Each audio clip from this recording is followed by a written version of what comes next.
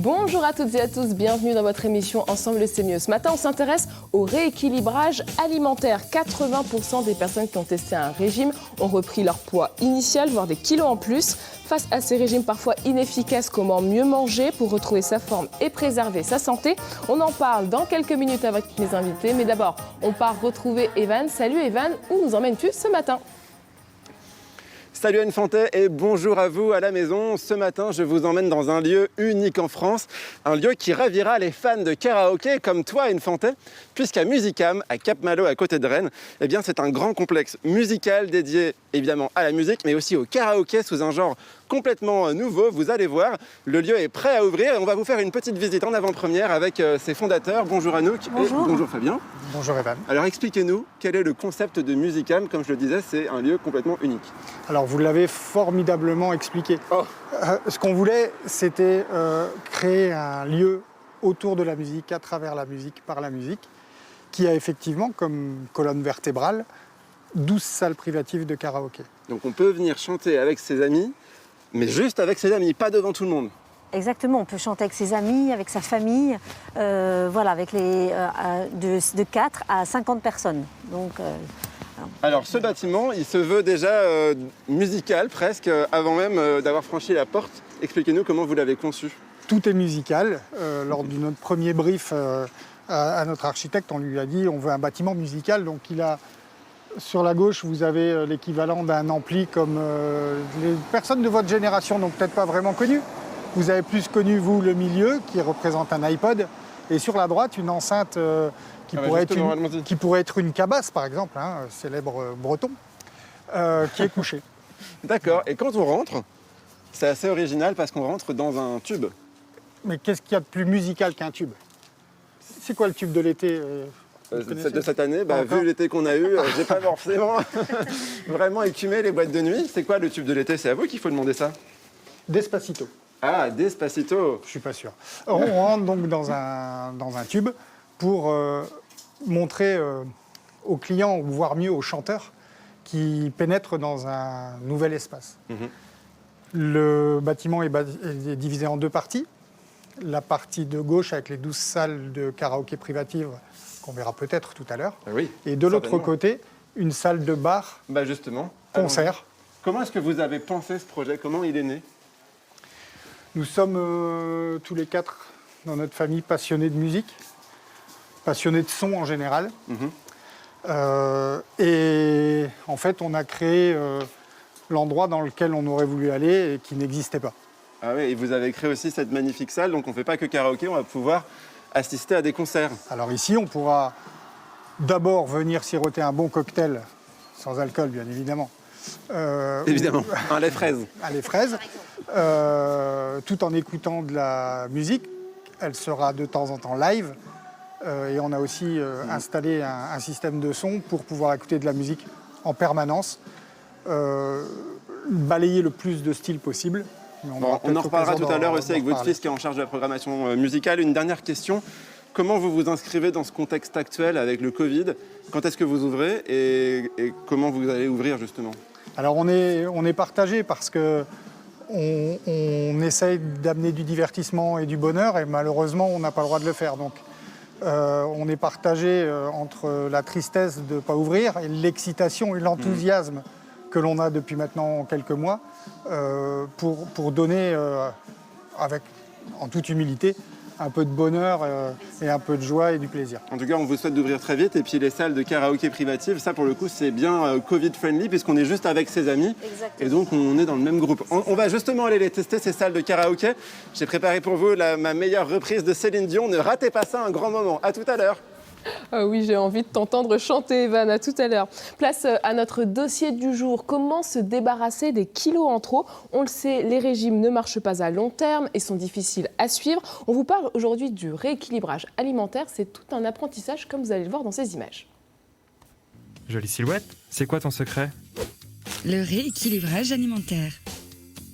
les régimes n'ont plus la cote. 60% des Français se disent déçus des résultats et 80% reprennent leur poids initial, voire plus.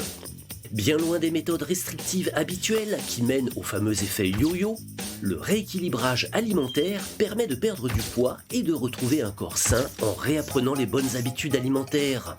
Une méthode santé consistant à manger non pas moins, mais mieux et de façon permanente. Fini la frustration, on peut manger de tout si c'est de qualité. Et non, les féculents ne sont pas vos ennemis. Une alimentation équilibrée intègre des fruits et des légumes de saison, des protéines, des produits laitiers, des glucides complexes et des lipides. Sinon, on a faim et on se fatigue. Par contre, exit la nourriture industrielle, les plats préparés, trop riches en graisses et en sucre raffiné, souvent insoupçonnés. Place au naturel et au fait maison. On essaie de boire 1,5 litre d'eau par jour et bien sûr, on fait de l'exercice physique. Rééquilibrage élémentaire, mon cher Watson. Ça c'est dit, on poursuit la discussion avec Frédéric Bridel. Bonjour, vous êtes consultant forme santé. Christophe Lemou, vous nous parlerez de la démarche que vous avez entreprise pour retrouver la forme. Mathieu Jamin, vous êtes maître d'hôtel, cuisinier. Et à la fin de cette émission, nous reviendrons avec vous, Florian Guéguin, sur votre projet Équipe Voile Parkinson. Bonjour à tous les quatre. Alors, on vient de le voir, Frédéric Bridel, 80%, 60% des régimes entamés terminent sur un échec. Quels sont les écueils récurrents ? Je pense que bien souvent, parler de rééquilibrage alimentaire ou de modification de son alimentation, c'est assimilé à une contrainte. Et comme toute contrainte, les gens n'y sont pas favorables, et encore moins par les temps qui courent. Je crois que justement, ce qui est important, c'est d'avoir un regard sur ce qu'on mange, en sachant ce qu'on mange. Donc c'est très important de faire le bilan un petit peu, par exemple sur une semaine, d'avoir un relevé de ce qu'on met dans son assiette et de ce qu'on absorbe. Et puis de pouvoir avoir une démarche qui soit une démarche de conseil, mais pas une démarche d'ordre, une démarche qui soit dirigiste, parce que forcément, au bout d'un certain temps, la personne va lâcher. Et inclure ça dans un vrai problème de bien-être. Il faut en finir avec les régimes, c'est ce que vous dites ? Je ne pense pas qu'il faille en finir avec les régimes, mais le régime est certainement une étape. Une seconde étape dans une démarche de rééquilibrage alimentaire. Le régime peut être lié à un besoin physiologique, à un besoin médical, mais ne doit pas être le premier mot du rééquilibrage alimentaire et du bien manger. Alors Christophe Lemou, vous avez perdu 38 kilos. J'imagine que vous avez dû en essayer des régimes ? Oui, j'ai essayé un petit peu, mais par rapport à ce que disait M. Bridel, je pense qu'il faut bien se connaître et puis surtout, je pense, savoir analyser ce qu'on peut prendre. Où je regardais votre reportage, il y a à 200% en disant fruits, légumes, toutes les choses basiques, et puis surtout être bien dans sa tête, et puis le vouloir surtout. Je crois que c'est important. C'est l'organisme et surtout se connaître. Racontez-nous ces années de combat que vous avez eues contre ces kilos en trop. Ces kilos, ces années-là sont dures parce que il faut surtout être soutenu, avoir un cercle d'amis proches qui savent votre démarche. Il ne faut pas le dire à tout le monde, il faut essayer de se dire entre nous. Surtout, quand on va chez des gens, se dire, s'habituer à dire, je vais manger ci, je vais manger ça, je vais faire attention. Et surtout, le vouloir. Faire du sport, oui. Faire attention à ce qu'on mange, oui. Et puis, comme on disait tout de suite, c'est surtout se battre en se disant, il faut éviter de reprendre. Et puis, comme on disait avant l'émission, c'est pas rentrer sur la balance, se dire tous les matins, j'ai pris 100 grammes ou 200 grammes, c'est pas l'objectif. Je pense qu'il faut se laisser un peu de liberté quand même. Et vous avez connu ce phénomène de yo-yo ? Oui, on reprend, on repère, on reprend, on repère. Tout à fait. Ouais. Je le vois de temps en temps. Où je suis rendu maintenant, c'est moins, mais je vois... un week-end, si j'ai mes enfants qui viennent, je vois la petite différence de 50 ou 100 grammes sans vouloir, mais il faut se libérer un peu de ça. Alors c'est vrai que le rééquilibrage alimentaire, ce sont deux mots qui font peur. Avant toute démarche, estimez-vous que c'est dans la tête que ça se joue d'abord ? Le catalyseur est forcément mental. On ne pourra pas forcer quelqu'un à faire quelque chose si on veut avoir une chance qu'on ait une démarche durable et tout à fait bien assimilée et qui rentre dans une chaîne de plaisir. D'accord ? Comme le disait Christophe Lemou tout à l'heure, c'est vrai que, et je pense qu'un autre invité l'exprimera encore plus, c'est important aussi d'avoir les raisons pour lesquelles on fait ça. Et la raison de base, c'est de se sentir mieux ou ou de vouloir continuer à se sentir bien. Et l'effort physique, la dose de dépense, elle est importante à intégrer. Sinon, on n'en voit pas forcément l'utilité. D'ailleurs, Christophe Lemont, en préparant cette interview, vous m'aviez dit le rééquilibrage alimentaire, c'est aussi apprendre à se connaître. Tout à fait. C'est de savoir que quand on mange, même à titre personnel, il y a des choses qu'on profite beaucoup plus que d'autres. Je pense qu'il y a des gens qui le savent mieux que moi, mais... Monsieur Jamin, vous vouliez ajouter quelque chose ? Non, je vais laisser d'abord Christophe terminer. D'accord. Non, mais c'est vrai, je pense qu'il faut se dire qu'on a des aliments qu'on va prendre, que chaque organisme, de façon différente, va absorber ou pas absorber de la même façon. Donc, On va y revenir un peu plus tard dans cette émission. Alors, on a reçu des témoignages de nos téléspectateurs. Leïla revient pour nous sur son expérience. Écoutez. Grâce au rééquilibrage alimentaire, je me suis rendu compte que je mange sainement, que je perdais du poids à long terme sans reprendre des kilos. Contrairement à un régime classique où je créais une frustration et en même temps je privais mon corps de certains bienfaits nutritionnels qui sont essentiels pour mon métabolisme, j'ai envie de dire que le rééquilibrage alimentaire a changé ma vie et qui m'a permis d'avoir une hygiène de vie très saine et correcte. Il y a au cœur aussi du rééquilibrage alimentaire la question de la privation, des frustrations. J'imagine que le début d'un rééquilibrage, c'est difficile. Oui, tout à Comment fait. ça s'est passé pour vous, Christophe ? Moi c'est... Bon, ce qu'elle disait, le manque de faim, des fois, c'est dur. Faut Psychologiquement, ce que je disais tout de suite, c'est la tête qui te dit « il ne faut pas que tu manges, l'objectif, c'est ça, il faut que je descende. » Mais il ne faut pas rentrer dans l'excès non plus, quand même. Ouais. Je pense que si tu rentres dans l'excès, tu t'en sors pas. Faut se dire... allez, j'ai faim, je mange un fruit, comme je vous disais en préparant l'émission, je mange une pomme ou je mange des clémentines ou des oranges, mais pour éviter de manger surtout, et faut pas prendre les gâteaux, les machins. Voilà, c'est ça, c'est l'objectif premier. En fait, il faut réapprendre la sensation de faim.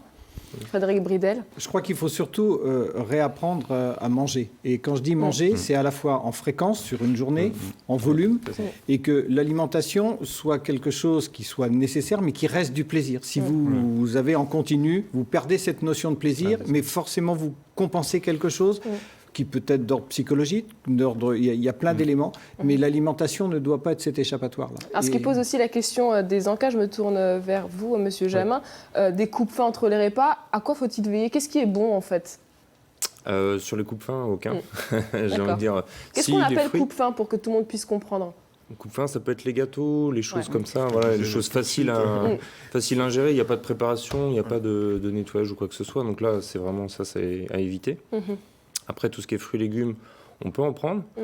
Moi, je pense qu'en termes de coupe-faim, il faudrait juste essayer donc fruits, légumes, eau, histoire de calmer entre guillemets son estomac, de dire bah non, tu vas attendre un petit peu, je te mets quelque chose dedans, donc de l'eau ou des fruits, voilà exactement. Et est-ce qu'il faut il faut limiter la quantité de fruits, parce qu'on dit souvent aussi que les fruits c'est du sucre, mais à dose limitée ou pas ? Ou est-ce qu'on peut en manger dès qu'on a une petite faim, on mange un fruit ? Ou est-ce qu'il faut quand même le limiter Je pense le limiter un petit peu. Bon, alors après, on ne va pas non plus manger une dizaine de pommes par jour. Parce que sinon, ça va être compliqué à la fin de la journée. Mais non, deux pommes, ça suffit. Une le matin et une l'après-midi. En termes de coupe-faim, ça peut être déjà plutôt pas mal. On arrive aux 5 fruits et légumes. Je suis à peu près ça. C'est ça. Une pomme à l'après-midi. C'est surtout entre 5h et 7h à peu près que c'est plus dur. C'est juste l'axe. En tant que skipper, Florent Guéguin, quand on part en mer plusieurs mois, on est sujet aussi à la frustration. Est-ce qu'on se prive ? Comment ça se passe ? Alors non, le but c'est justement de ne pas se priver. À bord, on va avoir deux façons de cuisiner différentes, donc du lyophilisé, donc des aliments qui sont complètement en poudre, qui se réhydratent, et du sous-vide qui là sont des plats préparés en amont. Et le but c'est justement d'apporter l'énergie demandée par le corps, demandée par les exercices physiques tout au long de la journée, d'avoir la bonne nutrition en fait adaptée. Et on va chercher justement à avoir vraiment des repas comme à terre en fait, équilibrés, avec un plat principal, un dessert. Il y a effectivement beaucoup de coupes-faim sur le bateau, donc on ne mange pas forcément tout à fait de la même façon. Il n'y a pas matin, midi et soir. Même la nuit, puisqu'on n'a pas, on n'a pas du sommeil cumulé comme à la maison sous forme de 6-7 heures. Ça va être vraiment fractionné, donc on va manger également un petit peu la nuit. Mais on va rechercher effectivement à pas aller trop sur des friandises, effectivement, ou alors plus sur de la barre céréales énergétique. Mais c'est un gros sujet, l'alimentation sur le bateau. Ouais. Oui, et puis vous mangez beaucoup plus parce que vous vous dépensez beaucoup plus. Voilà, c'est ça, ouais. On a beaucoup plus de demandes, effectivement. Déjà, ne serait-ce que par rapport au sommeil, qui n'est pas du tout récupérateur de la même façon.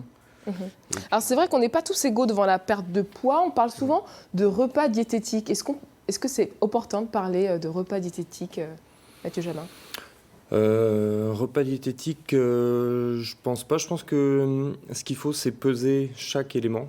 Voilà, se dire, je vais mettre une cuillerée de beurre, faut que ce soit une cuillerée de beurre. Faut pas que ce soit la moitié de la plaquette, quoi. Enfin, non, mais vous voyez ce que je veux dire. Souvent, on dit, une noisette, mais pesez-la. Ouais. Enfin, je pense qu'il y a ça aussi. Au début, en tout cas, c'est important. Ouais. Exactement. Ouais. On dit une noisette, on pèse une noisette. Et après, on prendra l'habitude de peser le sel aussi, il y a exactement tout. Et c'est comme ça qu'on prend aussi des habitudes, c'est ce que vous dites. C'est ça, tout à fait. Donc là, on se rend compte après de ce que ça pèse, et derrière, on peut plus facilement gagner du temps, à mettre une noisette et pas une demi-plaquette. Christophe Lemont en parlait tout à l'heure, est-ce qu'il y a des aliments à bannir, à ne plus acheter, à ne plus consommer ? Non, pour moi, tout aliment est bon, à doses différentes. Voilà, c'est tout simplement ça. Comme je disais, la noisette et pas la demi-plaquette. Vous voulez ajouter quelque chose ? Oui, que ça me fait plaisir d'entendre ça, parce que ça, je pense que c'est la différence entre régime et rééquilibrage alimentaire. C'est-à-dire que tout, à bonne dose, au bon moment, et en fonction de ses goûts. D'accord ? C'est ça.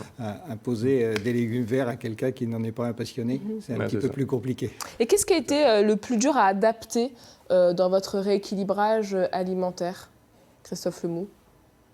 C'est la vie de tous les jours, je pense. Ouais. C'est de se dire, je mange pas ça par rapport à ce que disait Mathieu, c'est de dire, faut pas que je mange. Moi, je sais que par exemple, les frites, les choses comme ça, j'étais grand amateur, c'est bannir ça.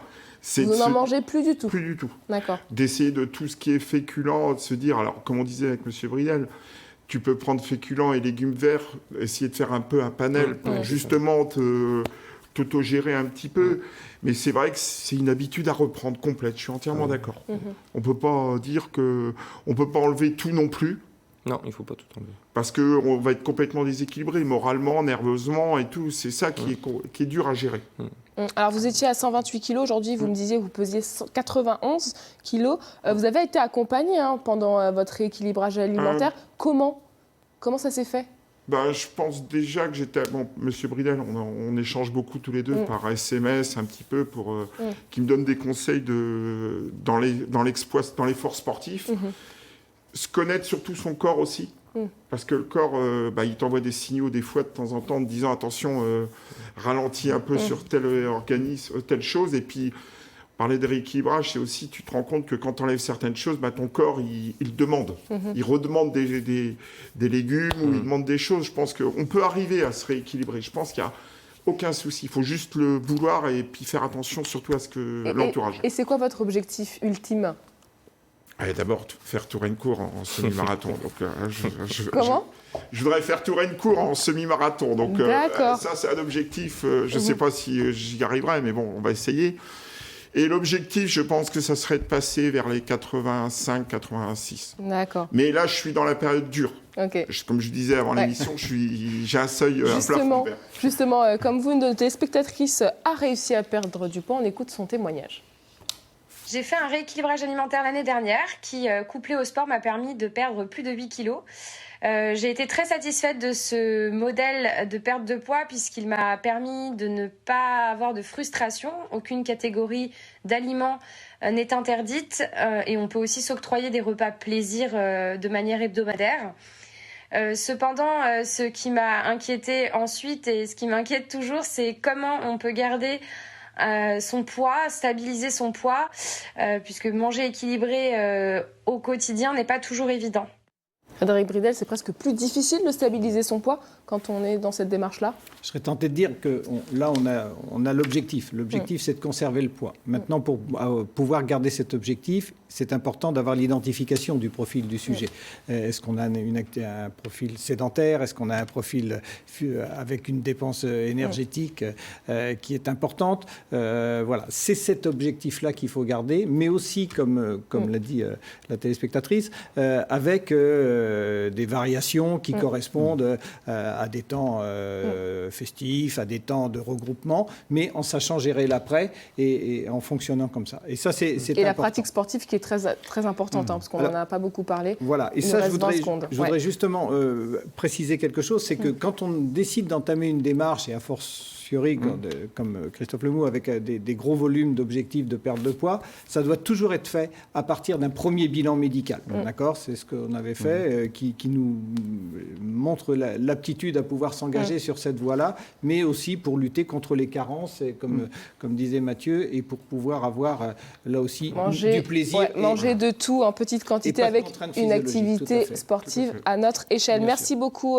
à tous les trois d'avoir participé à notre dossier du jour. C'est l'heure à présent de notre volet emploi. Ce matin, on fait découvrir les coulisses du métier de magasinier. Voici le portrait de Julien.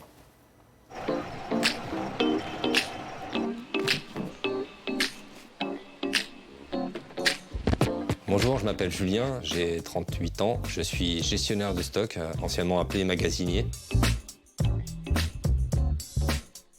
Alors mon métier, essentiellement, c'est de mettre en rayon tout ce qui est nouveauté et l'actualité, au niveau de la presse, du livre, des jeux vidéo. Je suis en train de ranger les rayons, remettre les choses à leur place. Remettre bien par numéro, au bon endroit. J'ai commencé par un CDD de 4 mois au rayon jardin. Et puis après, j'ai intégré l'équipe maison pendant 5 ans. Puis après, j'ai demandé une évolution et puis on m'a proposé le poste d'animateur de vente au rayon culture que j'ai accepté. Bon, j'ai appris sur le tas. J'ai eu des bons formateurs, enfin notamment une sur la librairie qui m'a formé de A à Z. Et même au bout de 10 ans, j'apprends encore. Et c'est ça qui est agréable. En fonction de ce qui nous est livré, on réorganise le rayon pour garder une certaine cohérence. Ça va être compliqué. Gagner un peu de place. On traite pas mal d'ouvrages. Il faut essayer de les organiser du mieux possible, que ça soit esthétique, classé, que le client puisse les trouver facilement et que ça donne envie de les acheter. On a quand même pas mal de retours clients sur la tenue de nos rayons, le choix qui est proposé, l'organisation aussi. Voilà, on a des remontées assez fréquentes en direct des clients et c'est vraiment une satisfaction pour nous. Le principal avantage, c'est l'autonomie qu'on nous laisse, notamment sur le rayon livre. Par exemple, vous n'avez pas de plan, rien n'est défini, vous allez avoir un déroulé global. Et puis à l'intérieur, vous faites un peu ce que vous voulez. Il faut avoir une bonne condition physique, mais après, justement, le fait de marcher, de faire des gestes, moi j'aurais plutôt tendance à dire que ça maintient en forme. Je ne me contente pas de juste de mettre en rayon, et je commence ma journée, je quitte ma journée, j'ai juste mis en rayon. J'essaye de mettre en valeur et que ça me plaise aussi. Je suis fier quand j'arrive à faire ce que je souhaite. On fait, on défait, on refait, suivant ce qu'on reçoit. Et voilà, c'est un ajustement permanent en fait, des rayons. Voilà pour ce portrait tour d'horizon des compétences et diplômes attendus avec Catherine Chaffard. Bonjour Catherine. Bonjour à tous. Les premières compétences, notre témoin l'a dit, c'est bonnes conditions physiques, une habileté puisqu'il faut savoir caser toute la marchandise, être réactif, il peut y avoir une commande en retard, etc., de la rigueur, une disponibilité puisqu'il peut y avoir des horaires décalés, ça, on peut travailler le week-end ou le soir. Et donc, il y a aussi la possession d'un CACES, qui est le certificat d'aptitude à la conduite sécurité pour les chariots élévateurs ou les transpalettes, qui peuvent être un plus et amener au poste de magasinier cariste. Et quels sont les types d'entreprises qui font souvent appel aux magasiniers, Catherine ? Elles sont variées. On peut travailler en entreprise de logistique et transport. On peut aussi travailler en entreprise industrielle, chez des grossistes ou alors dans les grandes surfaces. C'est toute entreprise qui a besoin de distribuer de la matière première ou des produits. Alors c'est un secteur qui recrute énormément. Quelles sont les offres à pourvoir en Bretagne ? Ce matin, après consultation, il y avait 849 disponibles sur toute la Bretagne. Donc c'est vrai qu'on fait appel aux candidats et l'avantage, on peut y aller sans expérience, sans formation de base, même si on peut évoluer. Donc c'est un métier attractif pour toute personne. Il existe quand même des diplômes ? Oui, alors au niveau scolaire, vous avez le CAP opérateur logistique ou le bac professionnel logistique, mais aussi la formation continue qui est fort intéressante avec cariste d'entrepôt, agent magasinier ou technicien en logistique d'entreposage. Et quels sont les salaires dans la profession, Catherine, pour finir? Alors, le débutant, c'est le SMIC. C'est vrai qu'on tombe sur des personnes sans expérience, mais après quelques années, on peut atteindre 1 600 € brut. Merci beaucoup, Catherine, pour toutes vos informations. À bientôt. Et vous le savez, chaque jour, on vous donne des idées aussi pour vous engager sur le plan solidaire. Et si vous décidiez de créer un défi solidaire et sportif, vous voyez comment ça marche.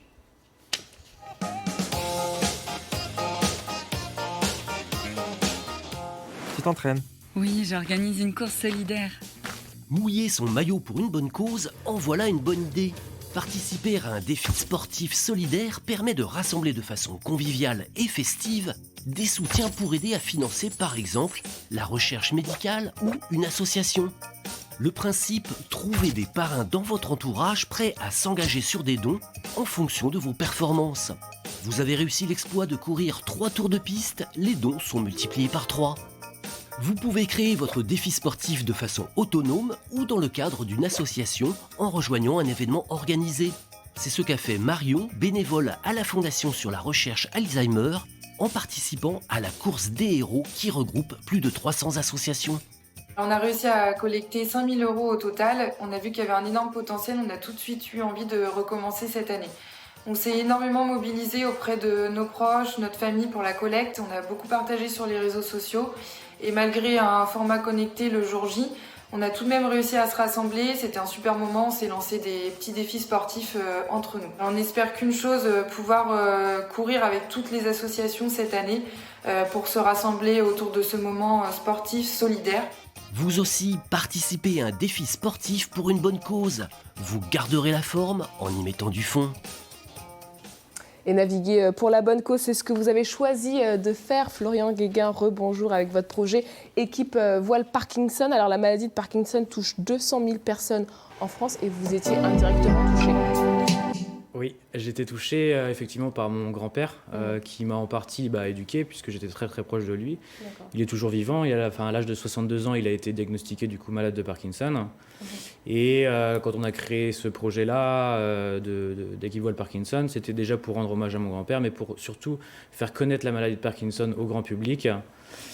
Profiter justement des événements médiatiques comme la Route du Rhum pour expliquer ce que c'est et dans un but final de pouvoir embarquer à bord du bateau des malades et aidants sur le bateau. Alors vous avez donc décidé d'allier votre passion et cet engagement. Vous avez déjà effectué une tournée en 2020. Comment ça s'est passé? Alors il faut savoir qu'on a effectué cette première tournée-là malgré ou à cause du Covid en fait, puisque tout notre programme sportif de l'année dernière a été plus ou moins annulé. Plutôt que de rester les bras croisés et d'attendre que ça passe, on a décidé effectivement de lancer ce projet-là qui était déjà dans les tuyaux depuis quelques temps, qui permettait d'aller à la rencontre des malades et des aidants sur le littoral atlantique, sur les comités du littoral atlantique et de la Manche, ce qui nous a permis de rencontrer plus de 150 personnes, de faire embarquer 70 personnes sur le bateau. L'idée, c'est vraiment de pouvoir prendre des échanges, prendre des expériences, des différents... Qu'est-ce qui vous a marqué dans ces échanges, justement ? Le fait, ce qui nous a vraiment marqué et qui nous a donné vraiment l'envie de continuer, déjà, il y a la moyenne d'âge en fait, de la maladie qui n'est pas du tout celle qu'on pense, puisque la moyenne d'âge est 58 ans, et plus on va descendre dans les régions viticoles, plus la maladie va être jeune. Et puis, il y a aussi quelque chose qu'on a créé et qu'on a mis en place l'année dernière, c'est un défi sportif qui permet de regrouper toutes les activités physiques et culturelles des malades qui participent à ce défi-là sous forme d'un nombre de milles qu'on a parcouru sur la Transat Jacques Vabre, donc qui correspond à 4500 milles à peu près, et qui permettait justement de prendre des petites activités. Donc, moi, je vois par exemple mon grand-père qui prenait une photo de lui avec son chien qui allait se promener, etc., pour pouvoir justement cumuler ce nombre d'expériences qui étaient comptabilisées pour pouvoir faire le nombre de milles de courses. Et vous avez lancé un hashtag, chaque mille est une conquête. Voilà. C'est quoi le message derrière ? Le hashtag chaque mille est une conquête, c'est ça. C'est donc le hashtag, le slogan de France Parkinson, c'est chaque pas est une conquête. Et nous, on avait vraiment fait ce mariage-là, ce petit clin d'œil-là, avec les différents malades qui vont regrouper leurs activités physiques et culturelles pour pouvoir justement marier le mariage voile et les défis sportifs dans la maladie de Parkinson. Alors aujourd'hui, vous allez encore plus loin, vous lancez une campagne de financement participatif. Quel est l'objectif ? Alors, l'objectif de cette campagne-là était de pouvoir nous aider justement à subventionner cette fameuse tournée, puisqu'il y a effectivement des budgets qui sont imparables dans la course, mais également dans le fait d'aller d'un point à un point B. On va avoir les frais de port, on va avoir la logistique et tout ça. Donc, on a fait cette campagne de financement sur Kengo, qui est une campagne de financement participatif 100% bretonne, avec des projets 100% bretons. Ouais. Et pour 2021, c'est quoi les projets?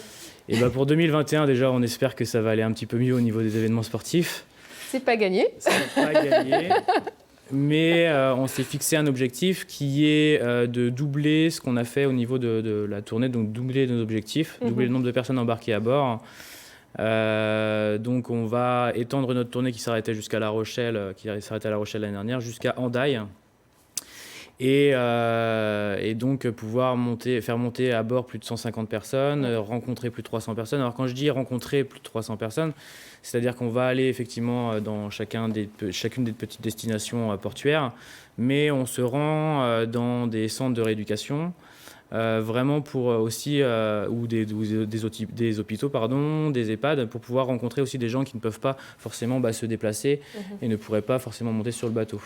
Merci beaucoup Florian Guéguin d'être venu nous présenter votre projet.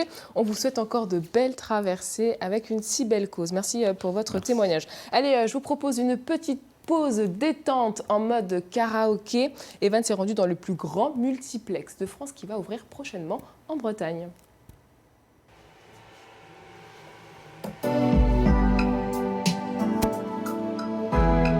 J'irai chercher ton cœur si tu l'emportes ailleurs. Oh pardon, vous êtes déjà là. Ouh là là. Merci. Merci, j'adore le karaoké. Alors, elle est géniale cette salle privative. Anouk, si vous nous rejoignez, on est à Cap-Malo à côté de Rennes, à Musicam, un nouveau concept de karaoké privatif. Expliquez-nous ce qu'on va pouvoir vivre dans cette salle. Alors, donc ici, on est dans une salle de 8 à 10 personnes. Donc, on a un écran sur lequel vont passer les paroles, également un écran de retour. Et Ah oui, de ça c'est la classe, c'est comme les stars au cinéma. Exactement. Où plutôt en concert, on voit... À quoi il sert cet écran? Alors, ça permet aux gens qui sont debout en train de chanter de regarder leurs amis, leurs familles qui sont assis. Et puis voilà, ça bouge, tout le monde bouge.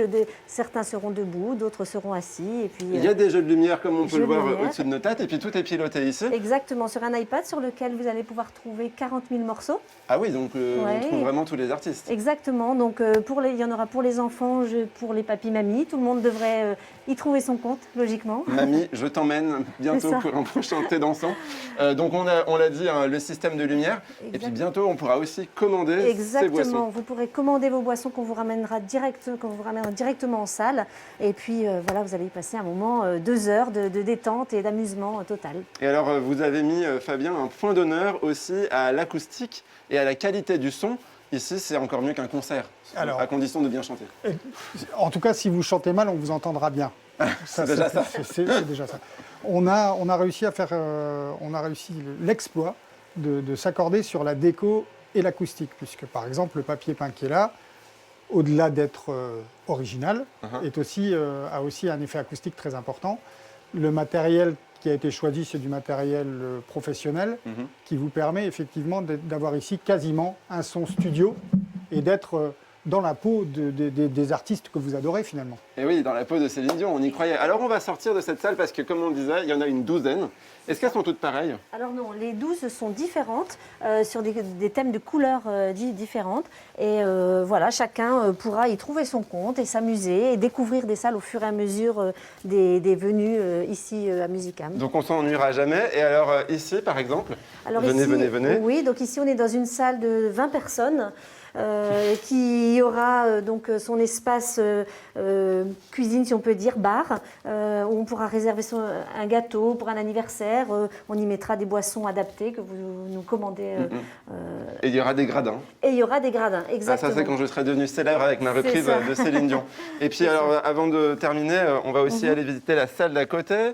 Je vous laisse nous la présenter. Celle-ci, elle a plus de lumière. C'est la seule salle qui est éclairée, qui permettra à une entreprise, par exemple, d'organiser un séminaire dans l'après-midi et nous laisser quelques minutes entre le séminaire. On transforme la salle et ça devient une salle de karaoké pour 50 personnes, où là, le gradin aura 3 niveaux. Oh là là, ah oui, là c'est le top du top. Là c'est en travaux, mais vous êtes prêt à ouvrir dans quelques semaines, on est d'accord? Si on avait pu ouvrir, nous serions déjà ouverts. Mais là, effectivement, on sera prêt dans quelques jours, dans quelques semaines. Bon, on a perdu sur le chemin Anouk, mais je la soupçonne d'être repartie dans la salle de karaoké. Ça tombe bien, je pense qu'elle a vraiment hâte de m'entendre faire ma deuxième reprise de Céline Dion. J'irai où tu iras, j'y vais. Allez, à tout à l'heure. Et sans transition du karaoké à la télé, il n'y a qu'un écran. Vous connaissez certainement notre magazine Littoral, toujours à l'affût de découvertes et de rencontres. La formule s'enrichit. En plus des gens de la mer, Marine Barnerias partira également en immersion dans un territoire. Premier numéro dans le pays bigoudin où elle partagera le quotidien des habitants. Rendez-vous dimanche à 12h55 sur France 3 Bretagne. Et puisque j'adore vraiment le karaoké, les caps maintenant direction Melesse où nous retrouvons Evan, le chanteur qui chante faux. Attention à ce que tu dis.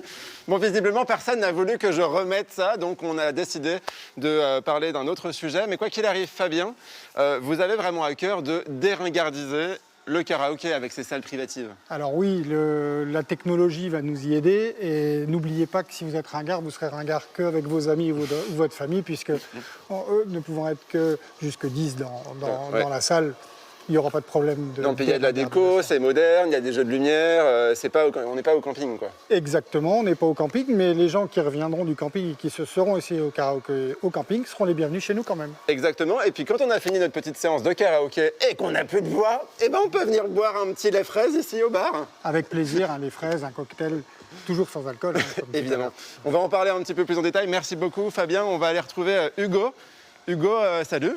Salut, tu es le fils de Fabien et Anouk qu'on a vu tout à l'heure. Et toi, tu es plutôt en charge de la programmation musicale de cette salle. Oui, je vais m'occuper principalement de cet endroit-là, qui est une salle qu'on veut polyvalente, avec la possibilité de réaliser plein d'événements, de la convention à la réception d'une marque pour faire une présentation de produits, à des concerts, à des jams, donc des buffs, donner la chance à des gens de jouer sur scène. Oui, d'ailleurs, ça c'est vraiment important pour vous, de donner aussi l'occasion à des groupes locaux de venir se produire. Oui, bien évidemment, on a conçu la salle avec l'idée que ça soit très pro pour pouvoir recevoir à la fois des groupes très connus et des chanteurs connus, style Céline Dion. Céline Dion, j'espère que Céline Dion viendra faire un showcase ou un after. Qui nous regarde. Qui nous regarde, Céline, si tu nous entends.